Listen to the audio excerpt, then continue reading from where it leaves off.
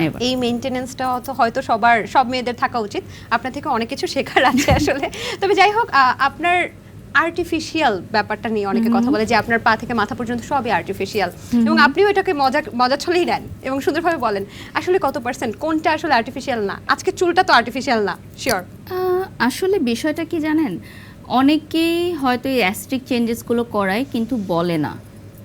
এখন আমি বলি বিধায় মানুষ এগুলো বলতে পারে, অ্যান্ড ইটস ডেফিনেটলি ফাইন, কারণ আমি কোনো লুকোচুরির মধ্যে থাকা পছন্দ করি না। যখন আমার ডিভোর্স হয়েছে আমি সেটাও বলেছি যে আমার ডিভোর্স হয়েছে, আমার বিয়ে হয়েছে আমি সেটাও বলেছি আমার সেকেন্ড বিয়ে হয়েছে, আমার বেবি হয়েছে তখনও আমি সেটা হাইড করি নাই।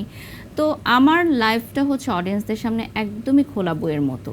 আমি যদি কোনো কিছু চেঞ্জেস করিয়ে থাকি আমার ফেসে, সেটাও আমি ওপেনলি বলবো। আমি কখনোই কোনো লুকোচুরির মধ্যে ছিলাম না এবং থাকবোও না ইনশাল্লাহ। আচ্ছা, কিন্তু এটা নিয়ে যে এই যে নেগেটিভ কমেন্টস গুলো, অনেকে বলে যে পাপেটের মতো দেখা যায়, অনেকে বলে এলিয়েনের মতো দেখা যায়, অনেকে বলে যে কোই মিল গয়া যে জাদু ক্যারেক্টারটা ওরকম দেখা যায়, এই বিষয়গুলো আসলে নেন কিভাবে? স্ট্রেস ফিল হয় না?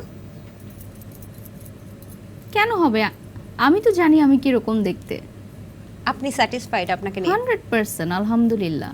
আলহামদুলিল্লাহ। কেন হব না? নিজের উপর নিজের কনফিডেন্স থাকতে হবে, না হলে আপনি কাজ করতে পারবেন না। স্পেশালি হাজার হাজার মানুষের সামনে আপনি কখনোই কাজ করতে পারবেন না।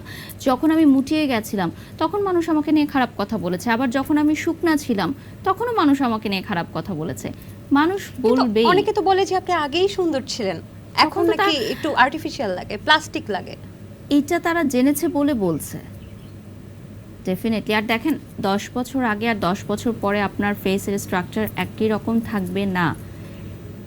মানুষ আসলে মন্তব্য করার জন্য মন্তব্য করে, এবং কেউ একজন আমাকে কথাটা বলেছিল যে বারিশ, তোমাকে নিয়ে মানুষ মন্তব্য করে, এটা তুমি প্রাউড ফিল করো, কারণ একদিন তোমাকে নিয়ে কেউ মন্তব্য করে নাই, কারণ কেউ তোমাকে চিনতো না, কেউ তোমাকে জানতো না। সো একটা মন্তব্য পাওয়ার জন্য তোমাকে ওই লেভেলের ইম্পর্ট্যান্ট পারসন হতে হবে যে কেউ তোমাকে নিয়ে মন্তব্য করছে। আচ্ছা, আপনি অ্যাস্থেটিক সার্জারি করেন এবং যখন আপনার মানে মানুষ ডে অফ থাকলে হচ্ছে ঘুরতে যায়, আপনার ডে অফ থাকলে আপনি অ্যাস্থেটিক সার্জারির জন্য চলে যান এবং সবকিছু পরিবর্তন করেন। কি মনে হয় বারিশ হকের আর কি কি পরিবর্তন করা দরকার আছে? আমার মনে হয় যে আমার মধ্যে যেটা পরিবর্তন করা দরকার আছে সেটা হচ্ছে যে আমাকে আরও বেশি ম্যাচিউরড হতে হবে। আপনি ম্যাচিউরড না?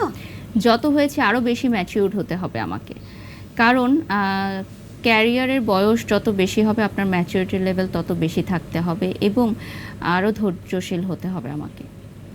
এবং আমার কাছে মনে হয় যে বিগত দিনে আমি আমার ক্যারিয়ার রিলেটেড যে সকল ছোটোখাটো ভুল করেছি সেগুলো আমার শুধরে নিতে হবে এবং আরও বেশি সচেতন হতে হবে আমাকে।